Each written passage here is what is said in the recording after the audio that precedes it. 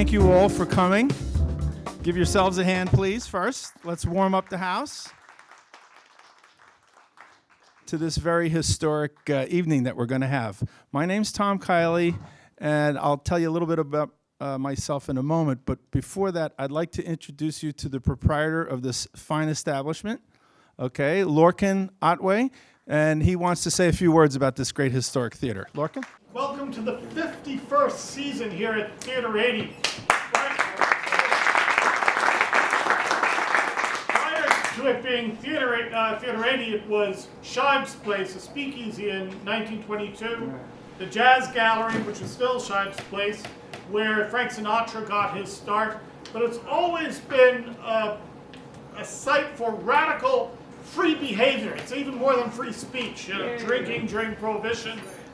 In 1960, this is where Lord Buckley gave his last performance when the police took his cabaret card and a few days later beat him to death when he demanded it back, starting the free speech fight for the cabarets, which made it possible for Lenny Bruce to be the comedian he was, and began the great movement of free speech. On our watch, your good man Charlie Brown launched the careers of Gary Burghoff and Bob Balaban, as well as one of our ushers, Billy Crystal.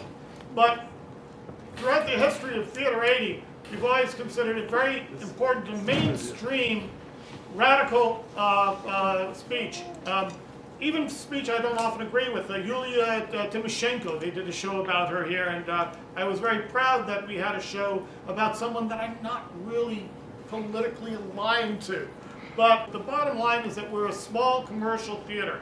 We're one of the last commercial off-Broadway theaters.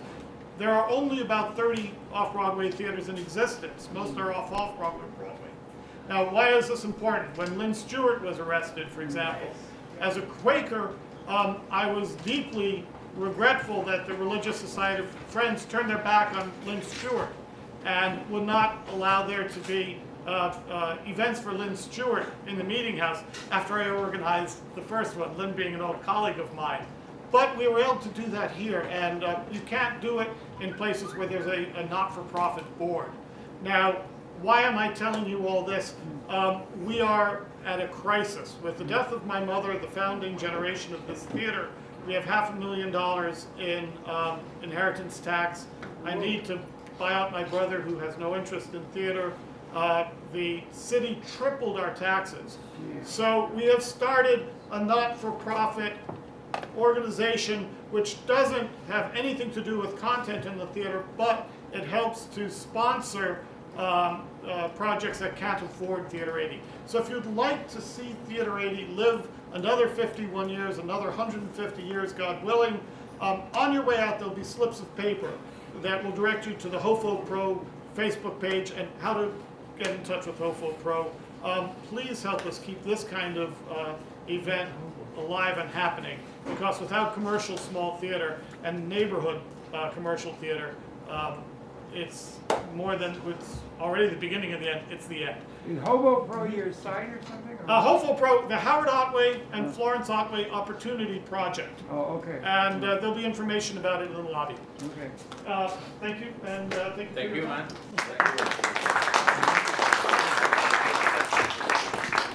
Sometimes it's not so easy to find a venue where you can talk about really powerful things that are not commonly known. They should be known. They should be taught.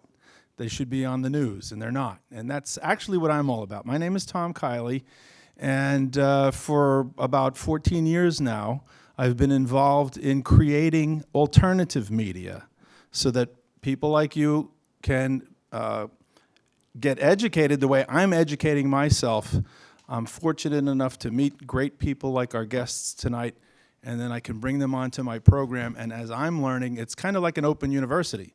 And I'm on the radio in Austin, Texas, and that's on the internet. I'll be happy to speak with anybody about that if you'd like to find out more. So in the course of serving my community, the people that listen to my show, I'm very blessed because they provide me with the entree to meet people like our guests tonight, who I'll introduce in just a moment.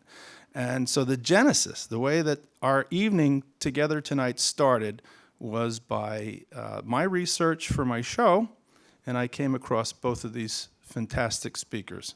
And they've both been on my show several times, and to speak about the very important topic that we're going to cover tonight.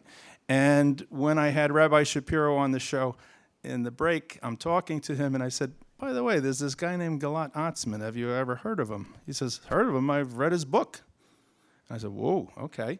So the next time Gilad came to New York, which was last March, I got the two of them together at a kosher deli, and it was just an amazing, amazing conversation that I was so privileged to just be on the sidelines and able to listen to. It was a PhD course over, matzo ball soup and some pastrami. And Gilad made an exception. He doesn't go to kosher, but for this man he did. So anyway, that's how it came together tonight. This is not a night for the haters, okay? In fact, this night tonight has been inspired by the haters out there, okay? Because we all know that tensions are rising, and it's not easy, okay? Gilad Atzmon, when he speaks, or when he plays music in Great Britain, people have his gigs shut down.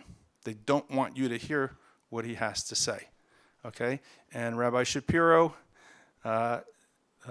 we've all heard of David Duke. David Duke doesn't want you to hear what Rabbi Shapiro has to say, okay? So we're doing something right when what Gilad refers to as Jewish lobbies don't want you to hear what he has to say, and when David Duke doesn't want you to hear what the good rabbi has to say. So this is going to be like atomic energy tonight, okay? It's not for the haters. Personally, I grew up on Long Island, not very far from here.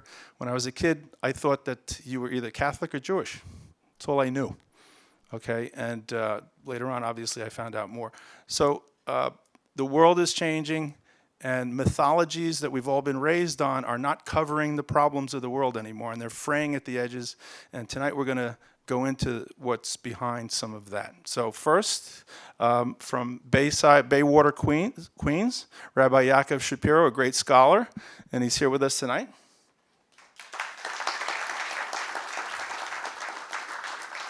I've learned a great deal from him, and actually he's helped me relieve a great deal of angst that I've been going through, because I never thought I'd be in this position where, I've been accused as being a Zionist operative. Now I'm getting anti-Semite hurled at me, so, I could sort that through. And then Gilad Atzmon, from Israel originally, accomplished jazz musician, philosopher, and quite outspoken on the same issues. And the two gentlemen approached them from two different angles, and that's what we're going to do tonight. Good evening. I'm very happy to be in New York again. This town is my mecca, being a jazz musician. And I'm very delighted to share a platform with you, Rabbi. We met twice now, and it was it was an enlightening experience. I learned a lot. I'll try to make it very, very short. I will present my doctrine in a very schematic way, and I believe that you'll be able to elaborate later on the Jewish perspectives involved.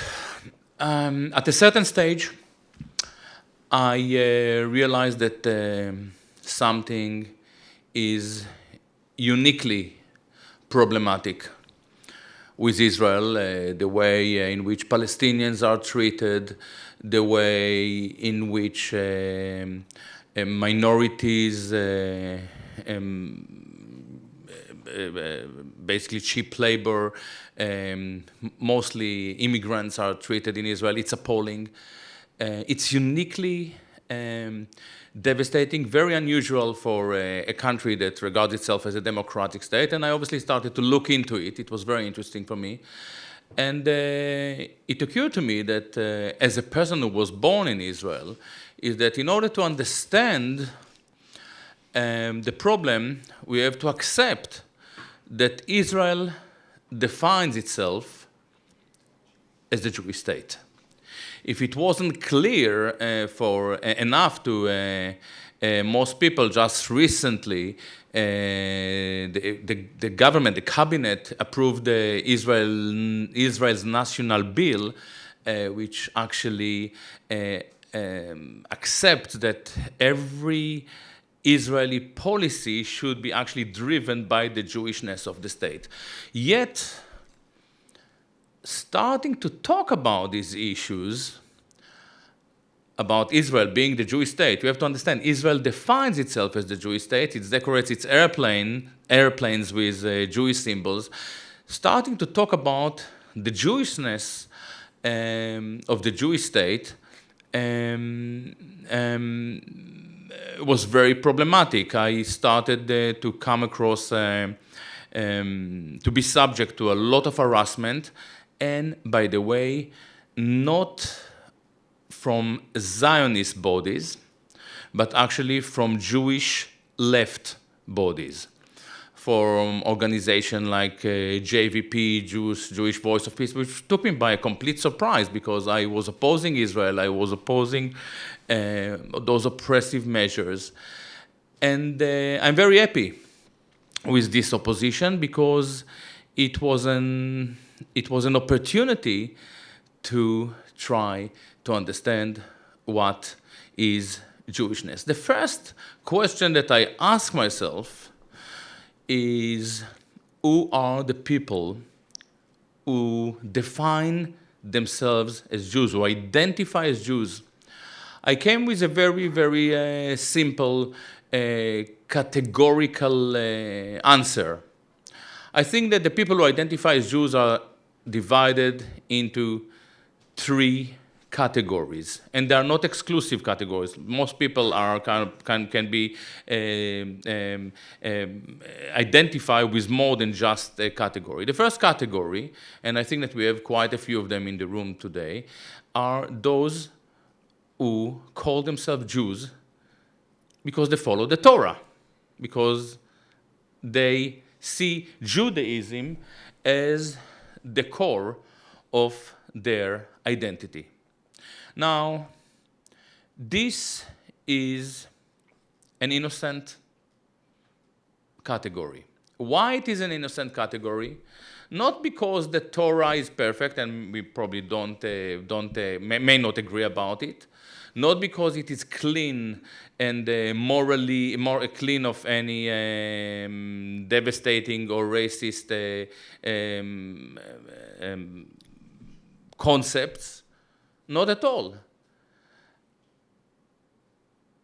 The fact, quite an embarrassing fact, is that rabbinical Jews who follow the Torah and the Talmud, which is a very problematic text, were all through their history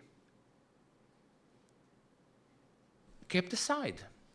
They've never been involved in any collective genocidal attempt. Something that we cannot, against other people, something that we cannot really say about secular Jews, and especially progressive Jews. From the moment of emancipation, we see, and it's very unfortunate, a lot of Jewish bodies at the center of too many disasters. One could talk about the Bolshevist revolution that, and we understand now, we are entitled to see it as such, was largely a Jewish movement, or at least overrepresented with assimilated Jews. We can look at the Holodomor, which is a massive, probably the most horrid crime of the 20th century. And again, we see a lot of Jews like Yagoda, the Bolshevik, at the center of it. We can then look at the civil, at the Spanish Civil War. Again, nobody liked to talk about it, but this war flattened Spain. It's quite shocking to find out that quarter of the International Brigade were Jews. I don't argue that they went there to destroy, but it is a very kind of concerning question. Why? How is it possible that an interventionist war, we find so many Jews? They actually believe that they fight for the right cause, and I don't debate it. And then a few years later, we see the Nakba, 1948 in Palestine, and again, it's not rabbinical Jews. These were left, so-called progressive Zionists. It is an oxymoron. You Americans probably know about the Jewish influence within the neoconservative school. We are paying the price for those wars. None of those wars are rabbinical wars. All right, so the first category are Jews who identify with the Torah, with Judaism, and this is an innocent category. Another category is those who identify as Jews because they have Jewish heritage. Again, a completely innocent category. The fact that you have a Jewish mother doesn't make you into a war criminal. It doesn't work that way. The third category is very, very problematic. The third category is those who identify politically as Jews. Now, when it comes to Zionists, it is very clear. They say, we are Zionists, and this is how we identify. Interestingly enough, the Jewish anti-Zionists also identify politically as Jews. They don't identify with the Torah. It's not necessarily the fact that they have a Jewish mother. They identify politically as Jews. And you ask them what your Jewishness means. And they don't really have an answer. When you try to dig into it, they come with matzah balls, chicken soup, and you tell them, listen, we do appreciate it, but you understand that matzah balls is not a political argument. Guess what? It is not even an ethical argument. It's not an argument. It's a soup. And when it comes to Jewish anti-Zionists, they have a lot to conceal, because I'm going to share with you a very embarrassing fact here. In the racist Israel, the third party in the Knesset, the third biggest party in the Knesset now, is an Arab party. Quite embarrassing, considering the fact that in all those Jewish organizations, you don't find a single goy in the board. Why? Because they are more racist than Israel. How embarrassing. However, so I realized that there is a kind of a unique identity that we try to identify,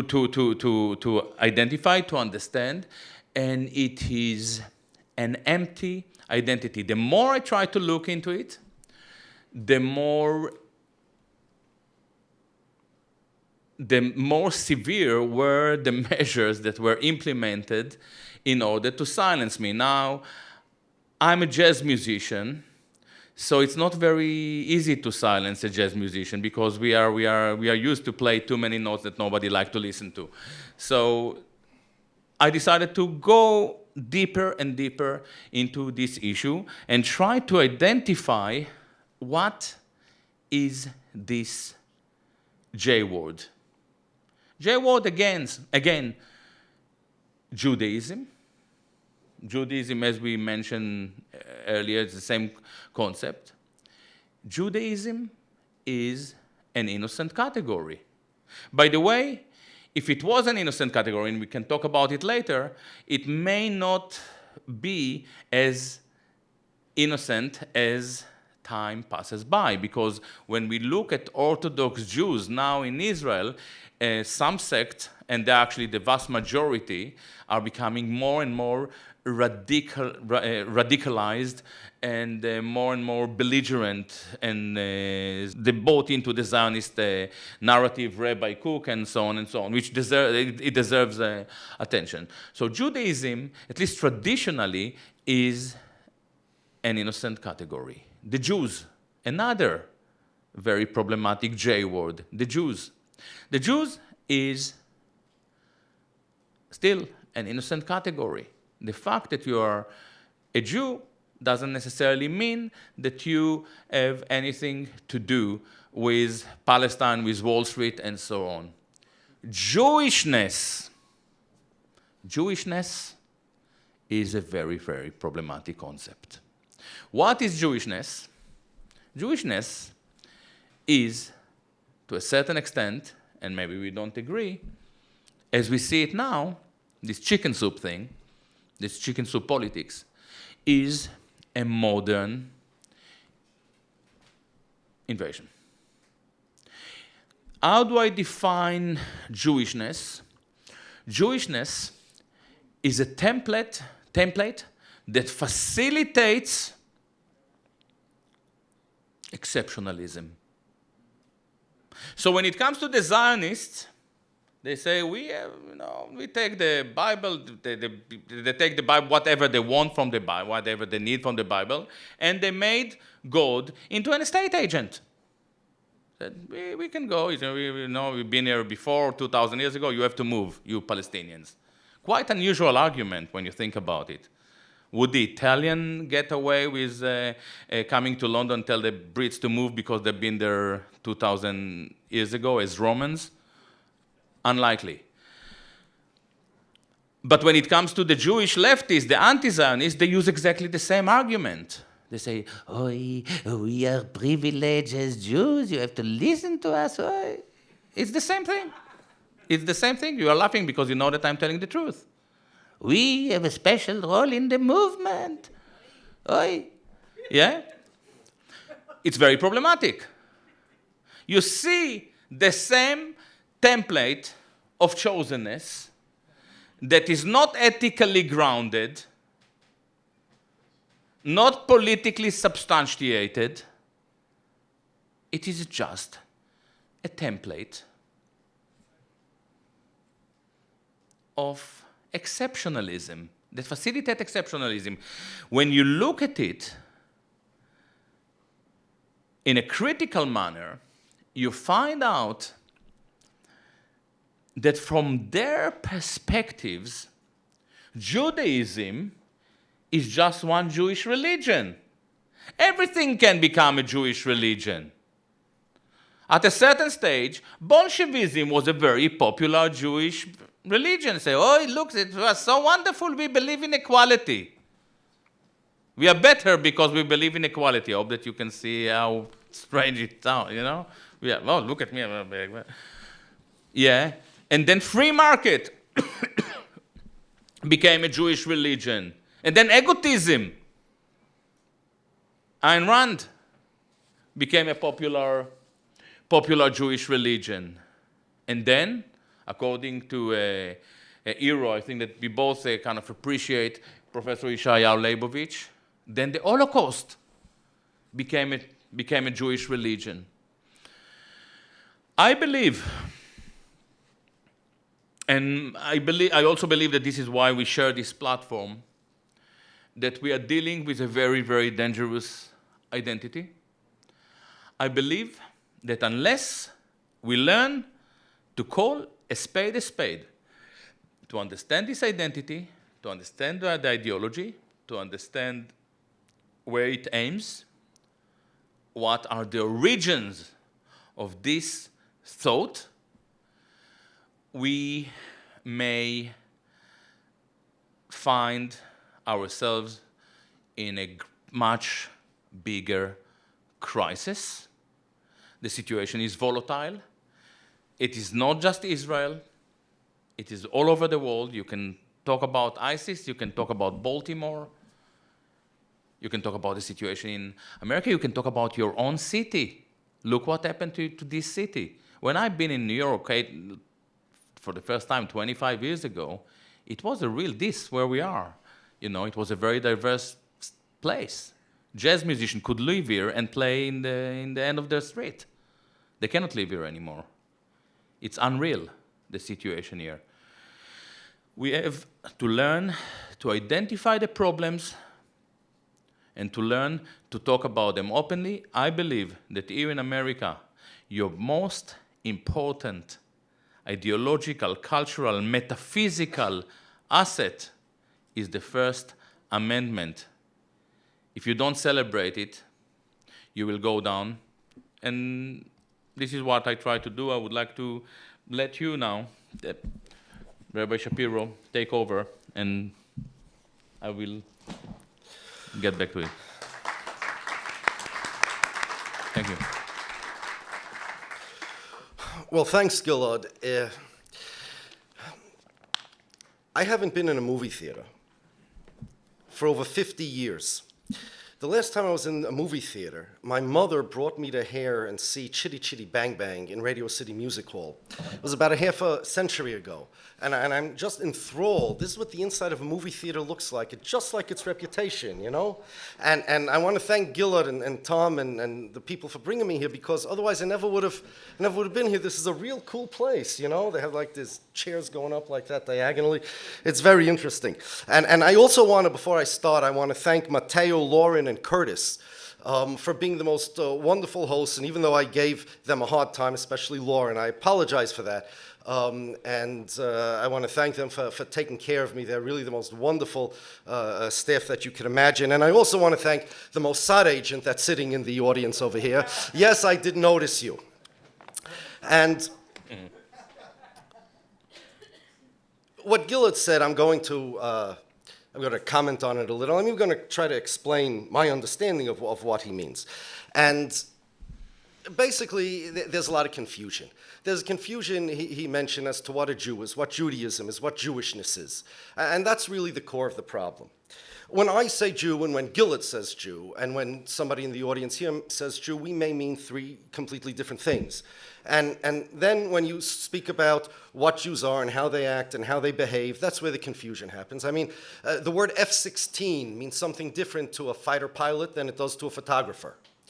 And if they talk about if F-16 is a good tool for the nighttime, it's good to, one can say yes and one can say no, and they're really talking around each other because they don't know what they're talking about. When Gilad says he did 200 gigs this year, so that's great. If my wife tells me she did 200 gigs, I'm taking away her cell phone. Okay, it means we need a new data plan. When Gilad says he loves bop, and a 12-year-old girl says she loves bop, he's talking about music, she's talking about a magazine. Now, can you imagine this 12-year-old girl arguing with Gilad about when the post-bop period started? Gilad says, well, it's the mid-1960s. And she's saying, what, are you crazy? The magazine was printing monthly until June 2014. And she's saying that he really doesn't know what he's talking about, he's stupid. And he's saying that she's just a dumb little kid. And you know what, they're both right, because they're using two different definitions of post-bop, right? It's the same thing when you say Jew. When I say Jew and when somebody else says Jew, and Jews are racist, or Jews are not racist, in the Talmud even. When Gilad talks about the Talmud, or when I talk about the Talmud, or when someone speaks about the Bible and I speak about the Bible, we mean completely different things. And because of this, that's where all the confusion happens. I'm an ultra-orthodox Jew, and that's why I haven't been in a movie theater for 50 years. And to me, Judaism, being a Jew, means one thing. Judaism is not a culture, chicken soup. I met Gilad the first time in a kosher deli on Broadway, and he sits down and he says, first thing he says is, opens the menu and he says, what's the most Jewish food? So first thing I said, there's no such thing as Jewish food because Judaism is not an ethnicity, but if you want to know which food Jews would probably eat most, order the sushi. Being Jewish is not an ethnicity. Being Jewish is not a culture. Being Jewish is not even a blood family. You can convert to Judaism. You can't convert to a blood family. You cannot convert to a race. Judaism is a religion. That's all it is. In particular, specifically, in the year 2448 after creation, God came to Moses and the Jews on Mount Sinai and gave them the Torah. No, I was wrong. That's not true. God came to a group of random people who were not a nation at all. They were not Jews, and gave them the Torah. Because they got the Torah, they also received with it a mission to fulfill God's 613 commandments in this world. The reason they got it was because God was and still is willing to give it to anybody who's willing to accept it. Those people who were there were willing to accept this job. When I give you a job, I'm also presumably giving you the tools to get the job done. God then created the Jewish people. It's not that there was a Jewish nation called the Jewish people who created the religion. No. The religion created the Jewish people. The definition of a Jewish person is somebody who is transformed by receiving the Torah. You could receive the Torah on Mount Sinai like the Jewish nation did then, or our tradition tells us that the souls of many people who are not yet born will also receive the Torah on Mount Sinai. God ensured that those people will be born. When they're born, they will have Jewish mothers. They also receive the Torah on Mount Sinai. Or, if you weren't there, neither in soul or in body, you can accept the Torah now, and you're one of the Jewish people as well. The Torah makes the Jewish people. Had God not given us the Torah, it's not that we would be the Jewish people without a Torah. Rather, we would not be the Jewish people. Had God given the Torah to another group of people, had someone else accepted it, they would be the Jewish people. Now, you don't have to accept this story that I said, but that's what religions are about. You don't have to accept my religion. But without the Torah, without Judaism, there are no Jewish people.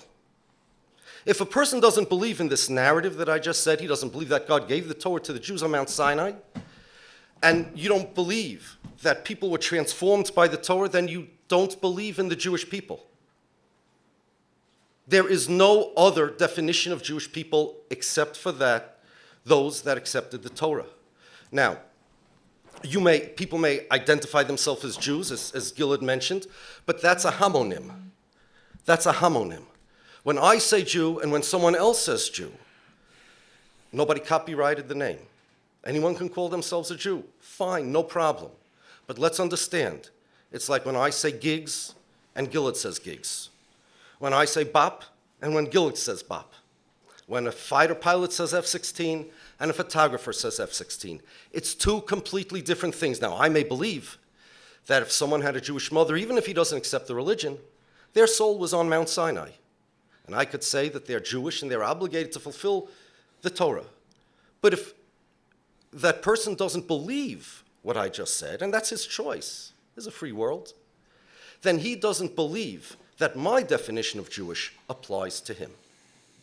This is the definition of Jewishness that the Jewish people, the only people that identified as Jewish, held for thousands of years until the emancipation, with a couple of quirky exceptions, perhaps like Benedict Spinoza. It's a historical question. But in general, that is the definition of Jewishness that the Jewish people have held for thousands of years. Then came the emancipation. With it came a critical mass of secular Jews. There were Jews that weren't religious, that didn't identify with the Torah. They didn't want to identify with the Torah.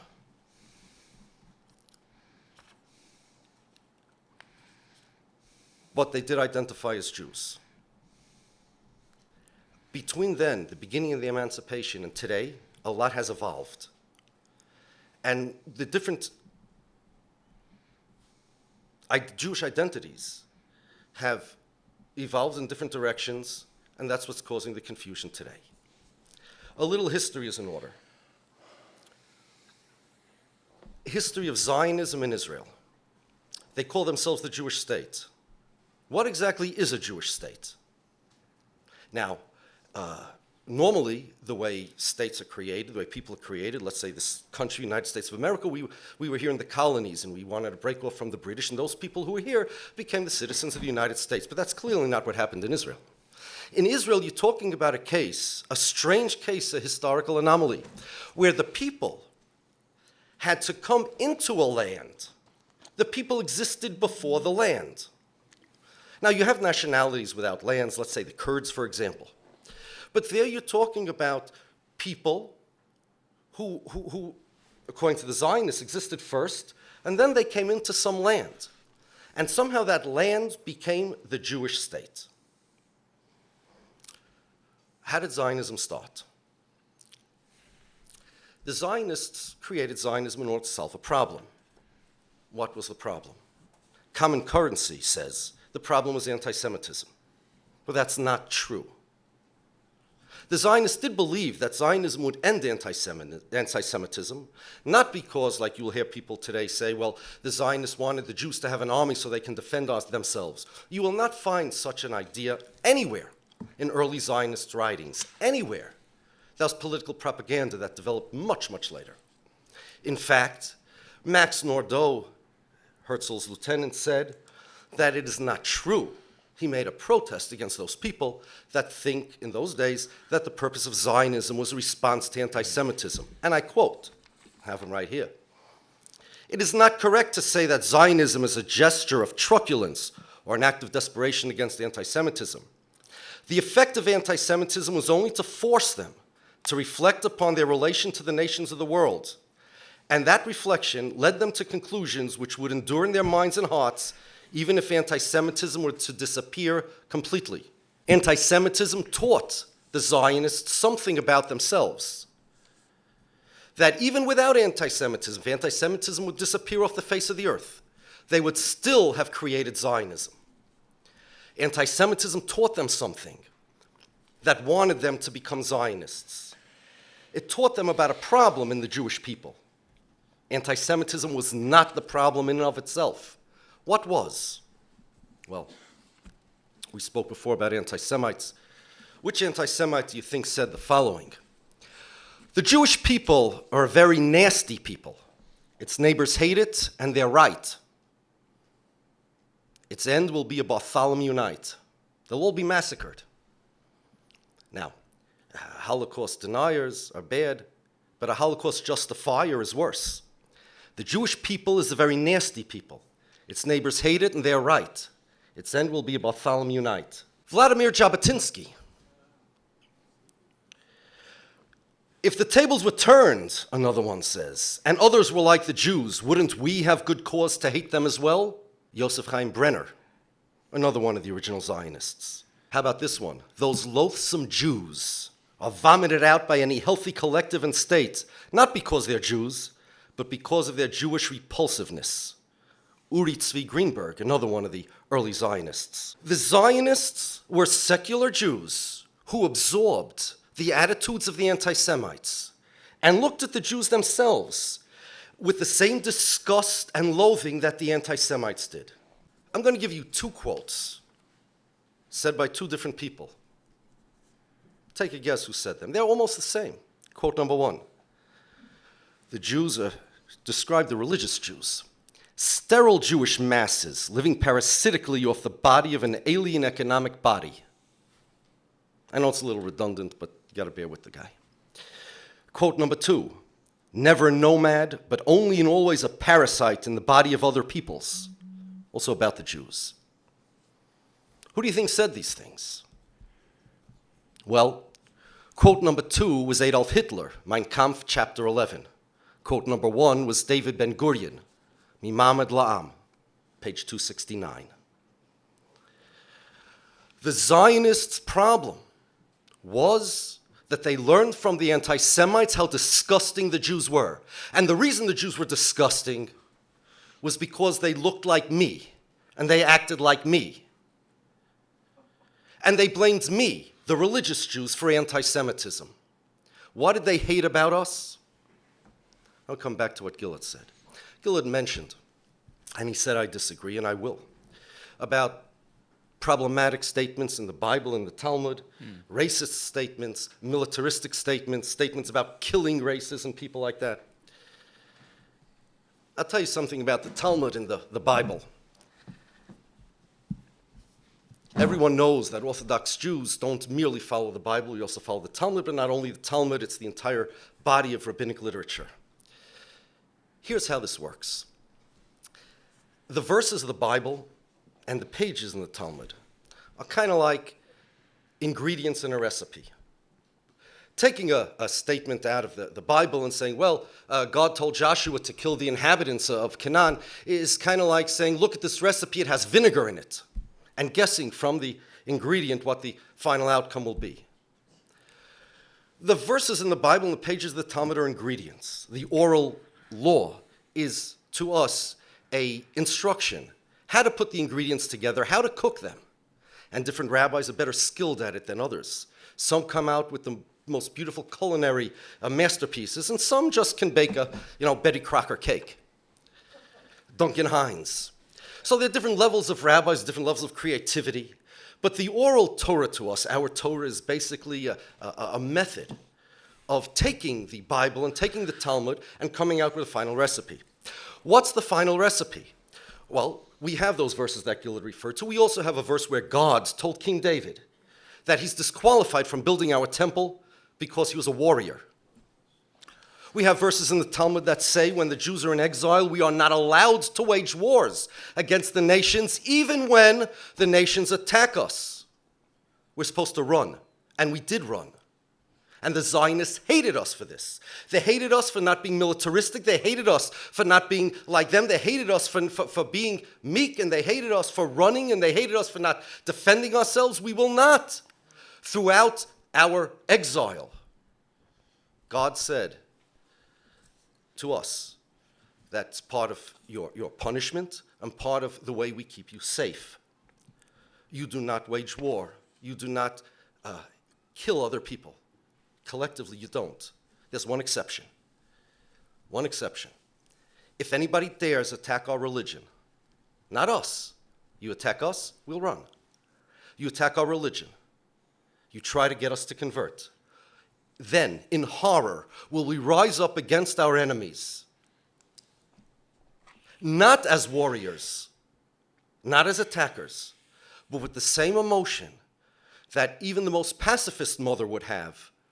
When a band of kidnappers come to take away her children, she'll grab a kitchen knife if necessary, and with no regard for her personal safety, she will attack. With that same emotion, with love for our God and our religion, without any regard for our safety, we will rise up like a lioness to protect what is most valuable to us and what we love the most in the world. And if God wants us to die like that mother, it's not our safety that we were worried about. We were trained to do that. The Zionists created Zionism to extinguish Jewishness from the Jew. They wanted a militaristic Jew. They were ashamed of the way the Jews acted. They were shamed in the face of the anti-Semites and in the face of the world. They thought that the reason the anti-Semites hate the Jews is because they act like we do. Jews were not interested in culture or art. They were interested in Torah. There was no such thing as Jewish art. There's no such thing as Jewish sports. You go through the whole Talmud, you won't find any reference to sports, and I'll tell you something about the language Yiddish. In Yiddish, there are no idioms that make reference to military expressions or physical strength expression. In English, we say a guy, he hit below the belt, he's behind the 8 ball. Oh, he hit a home run. In Yiddish, Yankees slaughtered the Mets. You will not find any such idioms in Yiddish because Yiddish is a reflection of our lifestyle, not our culture. There's no culture. We had our values. The Zionists hated our values and they were ashamed of it. So they created Zionism to destroy our values. How did they want to destroy our values? Here's what they did. In the day that the Zionists came about, the early days of Zionism, nationalism was sweeping throughout Europe. They took nationalism and said, you know what? Everybody's becoming a nation. It's so great for them. Let's become a nation too.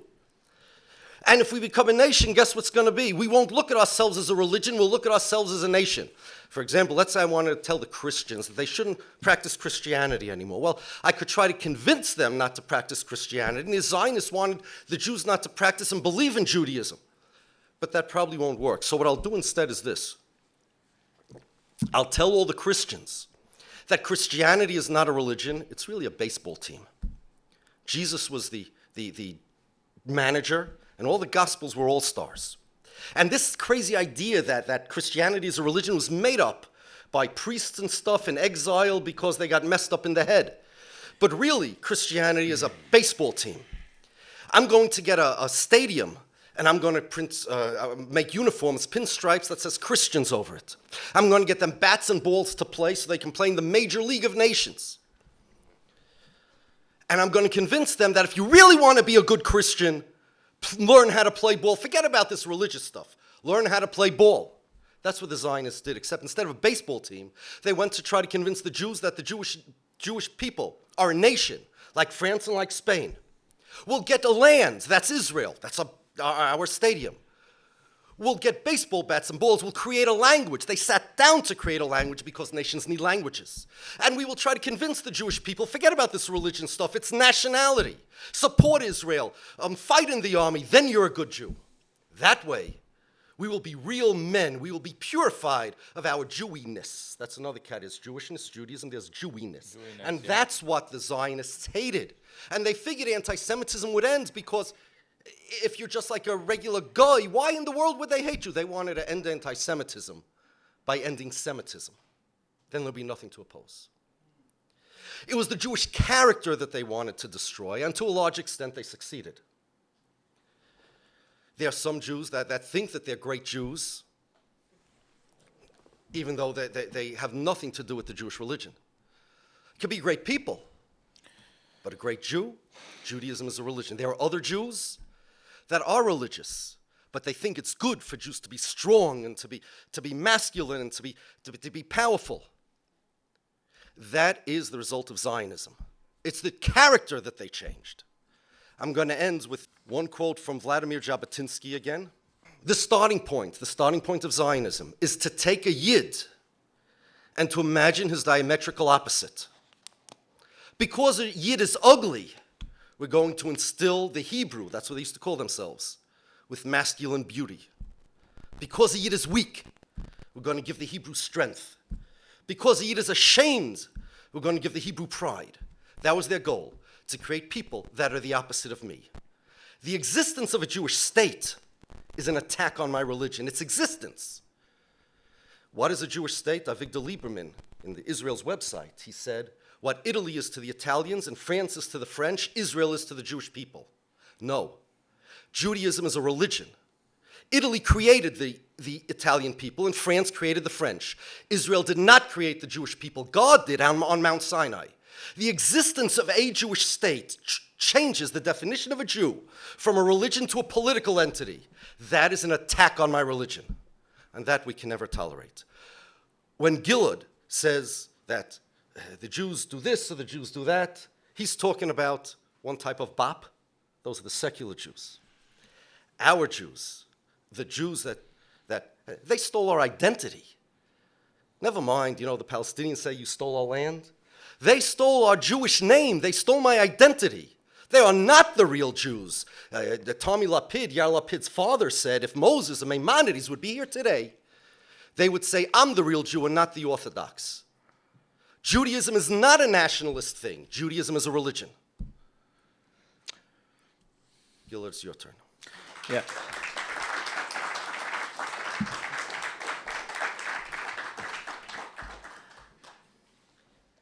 Very interesting points were raised here, and I have to address some of them, and we're probably not going to agree, which is great. As you know, we will have a bit of a conflict. To start with the confusion, you talk about confusion. There is confusion, but the most interesting element for me in Jewish politics is the way in which we capitalize on the confusion. When it comes to Jewish politics, we see a kind of an imaginary triangle with religion in one corner, race in one corner, and nationalism. This is confusion. Is it a religion? Is it a race? Is it a nation? Zionist politics is winning so far because it taught us to bounce all the time. When you criticize the nation, the politics of Israel, say, oh, we are religion, this is anti-Semitic. If you criticize the race, it says, no, we are not a race, we are religion. you can never catch. You are running endlessly. Now, why they're so clever in this form of identity politics? Because the gays and the feminists and the black and now the Palestinians, they're doing it now for 20, 30 years. Judaism, not Jewishness, Judaism is a concept, an evolving concept of identity politics, the nationhood and the ethnicity. It's all embedded inside the notion of Judaism for 3,000 years. And this concept has evolved, you know. So I, for instance, as an Israeli Jew, not a religious Jew, you know, I'm more trained to deal with identity politics than any other identity activist or even a cultural study scholar in this country. It is in my language, in the etymology. How did they deal with us, with the rest of us, stopping us, looking into it, into this triangle, magical triangle? This is Jewish power. What is Jewish power? Jewish power is the capacity to stop you asking, what is Jewish power? Very simple. And ladies and gentlemen, this is not maintained by the Zionists. It's maintained by the Jewish left. But by people like Noam Chomsky, who was the first to criticize, with a uniquely boring and clumsy argument, against John Mearsheimer and Stephen Walt, the book on the Israeli lobby. JVP. Their project is to stop us from looking into the Jewishness of Israel, to ask this important question. Mondo-wise, it is now probably the most important blog or outlet on Palestine. Changed 2 years ago, their comment policy, and they said, we will ban any attempt to understand Israel within the context of its Jewishness, not Judaism, Jewishness. Interesting. These are not the Zionists. The Zionists doing the opposite. Lieberman said, no, I'm a Jew, I want to celebrate my Jewishness. Now, so this confusion is there, and it is there to sustain political power. It's not something that troubles us. If I'm talking now from a Jewish perspective, it's something that it's a form of empowerment. It's very interesting. Zionism was an anti-Semitic movement, no doubt about it. Unlike you, my friend, I think that this is the most beautiful moment in the Zionist revolution. The self-hatred that those early Zionists developed was a very, very unique moment in Jewish history. By the way, I don't think that they hated you. They hated the diaspora Jew. And you are part of that identity. But they equally hated the Jewish bourgeoisie, the Wall Street broker, Borochov spoke about the non-productivity of the Jews, the capitalistic identity. They said, we are sickening, we want to change. This is a beautiful thing. This is a beautiful thing. They said, we want to be productive. We want to be different. We want to be masculine. There is nothing wrong about me masculine. I tried it once. And this wasn't a joke. I wasn't good at it, so I went to the gym. There is nothing wrong about self-loath. I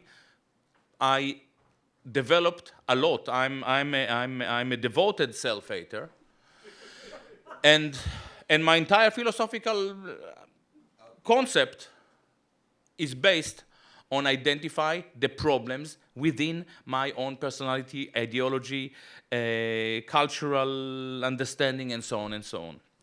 The problem with Zionism is not the self-hatred, it is the fact that it was actually invaded by this messy notion of Jewishness, this confusion that led Israel to where it is. And it will be very interesting, and maybe we'll have time to talk about it, to see what this new Jewish identity took from Judaism. To make it very short, the way I see it, they transformed Judaic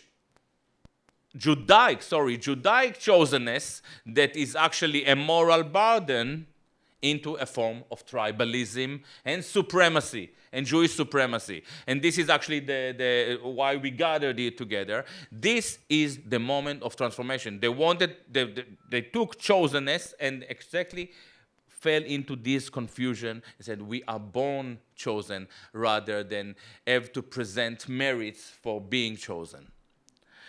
Identity theft. Identity theft is fun. The 20th century is full with stories of identity theft. The Turks were robbed by the Carmelites. The Russians were robbed by the Bolsheviks. And you were robbed by the Zionists. It was kind of a fashion like 100 years ago. However, now we start to understand that in those identity theft projects, this very radical school, secularist school, was actually, it's very embarrassing, and a Jewish secular school. There are more and more evidence in Turkey, I don't know, people don't like to talk about it yet in the West, that in Turkey, the young Turks were actually, the Carmelites, how we call them, were actually pretty much converted secular Jewish people who were Shabtai Tzvi, school of thought. We spoke already about Russia being a Bolshevik, the Bolshevism being a kind of a very dominated by Jews. And ladies and gentlemen, Zionism was also a Jewish school. So the fact that you were robbed, or identity plunder, or whatever we want to call it, is not that unique. It's very common, but it's symptomatic to Jewish secular. I have come to the conclusion that the problem that we are dealing with is not Judaism, is a lot to do with Jewish secularism, which I find as a very dangerous, very dangerous concept globally. Not just for Israel, not just for the Jews, for America, for the West, especially when it comes to politics. Now, this is a big problem because I cannot understand my handwriting. Yeah.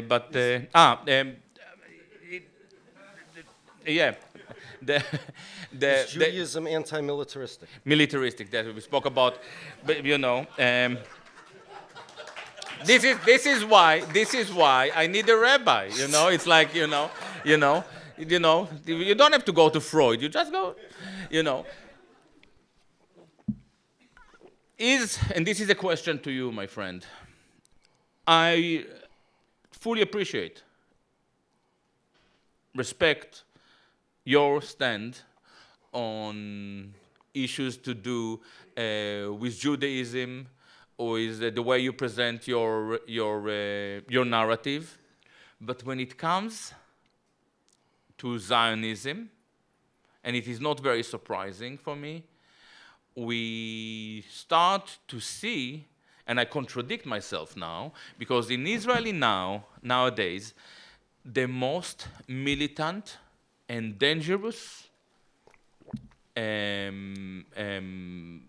political bodies are Judaically driven.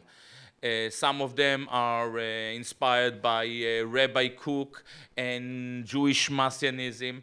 So what is our take about it? Is it Judaism? Are they still Judaic, or we just accept it and say, Jews are, we have different school of thoughts, it's not a monolithic perception? What is your take?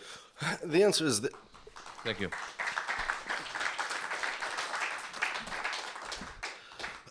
you are right, Gilad. We're going to disagree. But the thing I disagree with most is this, that you said we're going to disagree. We're not disagreeing much over here.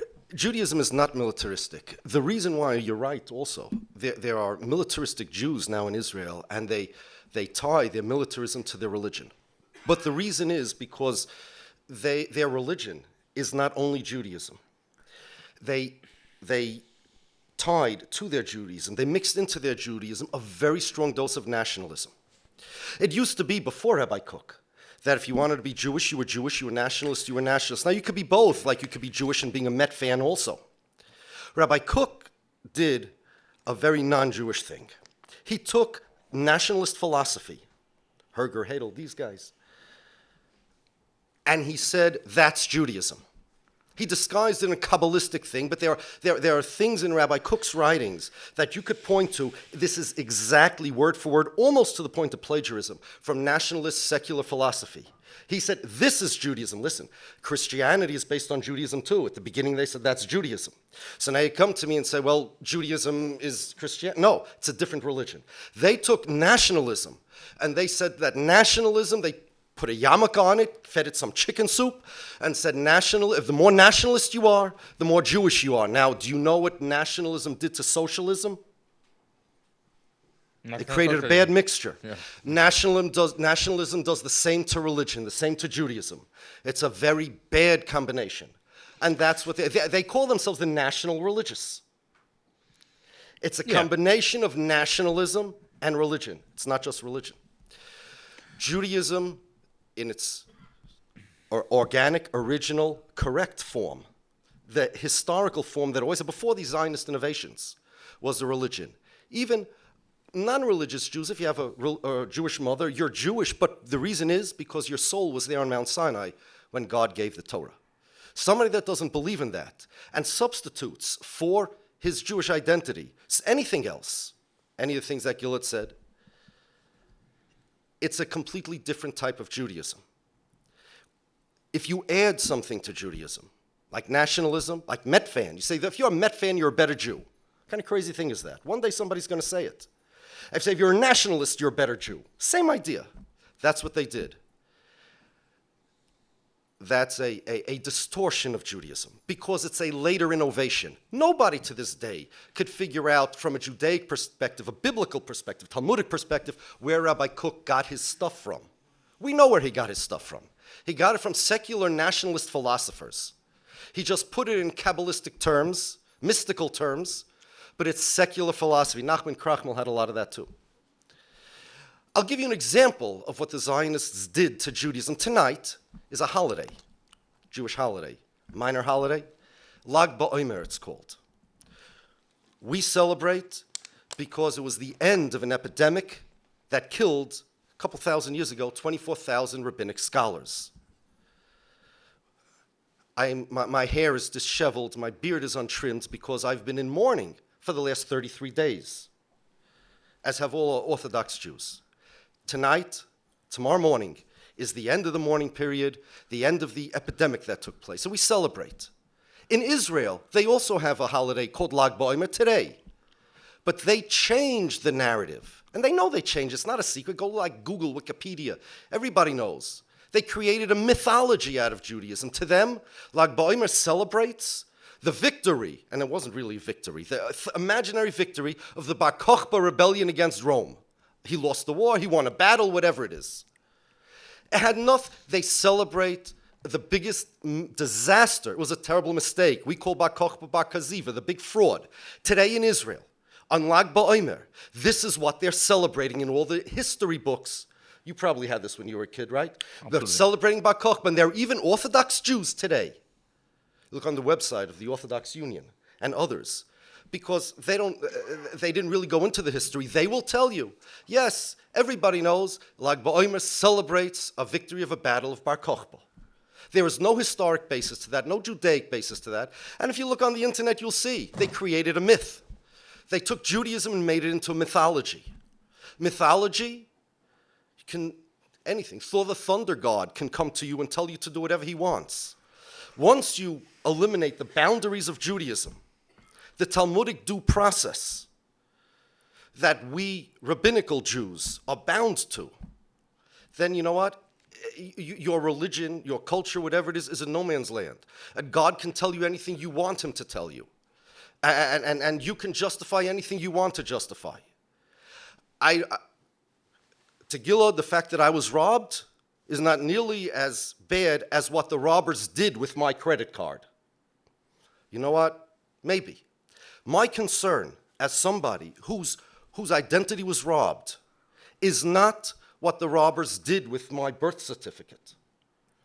It's the fact that they stole my birth certificate, and because of that, number one, we Jews are blamed for anybody that has complaints against the Zionists. Benjamin Netanyahu just came to America recently, and he said he's here representing all the Jews, not just the Israelis, all the Jews in the world.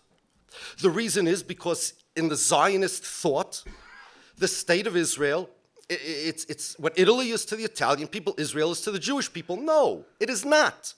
I'm a citizen of the United States of America, and religiously I am a Jew. I have nothing to do with Israel. People always ask me, wherever I speak, invariably, what do you think of the situation with the Palestinians? What do you think of the oppression? What do you think of what's going on? I know my answer is, why don't you ask me about the people who are oppressed in China, in Madagascar? Israel is not my state. It's not that it's a Jewish state, but I protest what they do. No, Israel is to me like China. That's good. Yeah. This is very important. What they do, if it's good, if it's bad, you know what? I'm concerned as a human being for what goes on, but I'm equally concerned about the people in China and the people in Africa. There is no reason for me to be involved or be concerned about the Israeli-Palestinian conflict any more than there is for me to be concerned about the Chinese-Muslim conflict. I think that this is, I interject because I think that this is, you mentioned it when we met last time in March, and I think that this is a crucial point. When we hear people like, like Jewish progressives who are coming with kind of an ethical argument, Americans like yourself, and they tell us, we believe in one state, or we believe in the right of return, which is a concept that I totally support. I ask myself, what gives an American Jew the right to comment as a Jew on the Jewish state? Or even oppose the Jewish state policy? He's doing it because he is a Jew, and by opposing it, he actually affirms that this is the Jewish state. This is the most appropriate ethical concept. I'm an American Jew, but I have nothing to do with Israel. I have nothing to do with this politics, unless I claim for a privilege as a Jew. There are Jews in Israel, yes, millions of them, and there are Jews in the UK. When England had a war with the Falklands, does that mean I have to be on England's side? Does it mean that I have to comment on if I agree with England or the Falklands? No. Somebody steals my credit card, and they use it. And somebody accuses them of committing a crime with it. Then they come to me and say, what's your opinion? Are they guilty or innocent? And I'm like, give me my credit card back. I have nothing to do with this. By asking me the question and by me answering, I am cooperating with the absurdity. Israel calls themselves the Jewish state. There is no such thing as a Jewish state. Judaism is a religion. A state is a political entity. What Italy is to the Italians, France is to the French, and the Torah is to the Jew. That is our homeland. And we take it with us wherever we are. It's our religion. There is no such thing as a Jewish state unless you redefine Jewishness as a political nationality or ethnicity. And even then, it's kind of iffy if it makes sense to say a Jewish state. But there is no such thing as a Jewish state. It could be a state run by Jews. Fine. If somebody elects Arabs to run Israel, it'll be a state run by Arabs. There is no such thing as a Jewish state. Israel is to me like China is. what they do with my credit card, of course I'm concerned. I'm concerned about crimes and innocence and guilty and guilt and oppression and suffering all over. And if the guy's innocent or guilty, the guy that stole my credit card, of course I'm concerned. But you know what? Just give me my credit card back. I'm no more concerned about what goes on in Israel than I am about the politics anywhere else in the world. And even if somebody says, you know what, in Gilad, there's a second problem with the Israeli identity theft. We have people like Gilad, good people, who now want to throw away... What about, you don't agree that... who want to throw away their Jewishness because they were led to believe that Jewishness is some kind of identity, some kind of political identity. And you know what? If that was Jewishness, I'd be a self-hating Jew too. The Jew that he hates in him, I hate also. But that's not what I call a Jew. It's like Bop and Bop. You know, the magazine is crazy. Music is okay. So what he hates with his Jewishness, I hate too. But that's not what a Jew is. It's a homonym. And that's where the confusion comes in. By the way, for more than a while, and it's in my book, when I started to look into it, I realized that I didn't have a problem with Judaism. So this is why we are sharing a platform, I guess. Anyway, I think that it's their time now. Thank you so much. Thank you.